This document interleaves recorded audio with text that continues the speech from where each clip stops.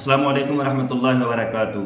جناب، جو میں نے اوپر لکھا ہے یہ زندگی کا ایک چھوٹا سا واقعہ سچائی میں بیان کرنے کی کوشش کر رہا ہوں۔ جب میں نے پتہ کیا اس حاجی صاحب کے بارے میں تو بتا رہے ہیں صاحب ان کو نیند نہیں آتی اس لیے شراب پیتے ہیں۔ بڑے افسوس کی بات ہے صاحب، یہ بہت بڑا گناہ ہے۔ چاہے کوئی حاجی پیے، چاہے کوئی ان پڑھ پیے یا پھر کوئی پڑھا لکھا پیے۔ اور دوسری طرف آئیں تو حاجیوں کے ہاتھوں میں نے تاش کے پتے دیکھے ہیں اور وہ یہ کہتے ہیں کہ صاحب ہم اب جوا تو نہیں کھیلتے، ٹائم پاس کرتے ہیں۔ ارے حاجی صاحب، جن ہاتھوں میں تم نے تاش کے پتے لے کر کے اپنے ٹائم پاس بتا رہے ہو نا، کیا تم نے ان ہاتھوں سے خانہ کعبہ کے غلاف کو پکڑ کر کے اللہ کے سامنے توبہ نہیں کی تھی؟ خانہ کعبہ کی دیواروں کے ساتھ یہ ہاتھ ٹچ کر کے مس کر کے، اور تم نے وہاں دعائیں نہیں مانگی تھی؟ اللہ سے وعدہ نہیں کیا تھا کہ اللہ میں توبہ کرتا ہوں، اللہ میں توبہ کرتا ہوں، اب گناہ نہیں کروں گا؟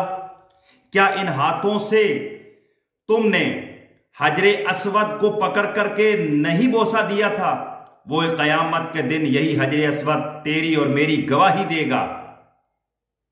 ان ہاتھوں سے تم نے خانہ کعبہ کے سامنے بیٹھ کر کے قرآن شریف ہاتھوں میں پکڑ کر کے کیا قرآن پاک کی تم نے تلاوت نہیں کی؟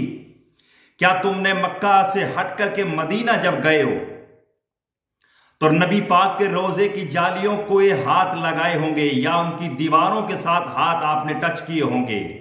کیا نبی پاک کے قدموں میں سامنے بیٹھ کر کے روزے کی جالیوں کے سامنے کیا تم نے ان ہاتھوں میں تسبیح لے کر کے نبی پر درود نہیں پڑھا ہوگا؟ کیا وہاں نبی پاک کے روزے کے سامنے ان ہاتھوں میں قرآن لے کر کے تم نے قرآن نہیں پڑھا ہوگا؟ حاجی صاحب پڑھا ہوگا۔ خدا کے لیے اس منظر کو یاد کر، اس ٹائم کو یاد کر کہ اللہ نے تجھے اپنے گھر میں بلا کر کے ان ہاتھوں کو خانہ کعبہ کے ساتھ تیرے ہاتھ لگوا دیے اللہ نے، نبی پاک کے روزے کے سامنے اللہ پاک نے تجھے کھڑا کر دیا۔ ان ہاتھوں میں تم اللہ سے اس وقت خانہ کعبہ کے سامنے سب گناہوں کی معافی مانگ رہا تھا، اور آج انہی ہاتھوں سے تو تاش کے پتے لے کر کے یہ کہتا ہے کہ میں ٹائم پاس کر رہا ہوں۔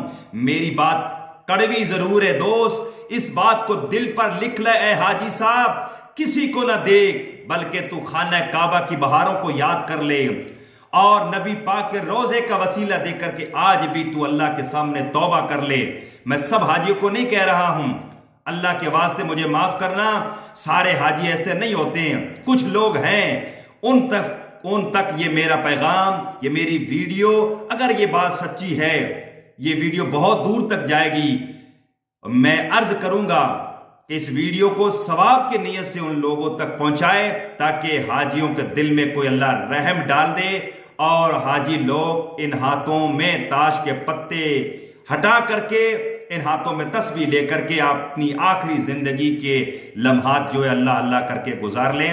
اور انشاءاللہ میری نئی ویڈیو بڑے ہی تھوڑے وقت میں آنے والی ہے، جو قوم کے اندر نئے نئے رواج رسمیں جو بن رہی ہیں نا، انشاءاللہ میں اس پہ بھی روشنی ڈالوں گا۔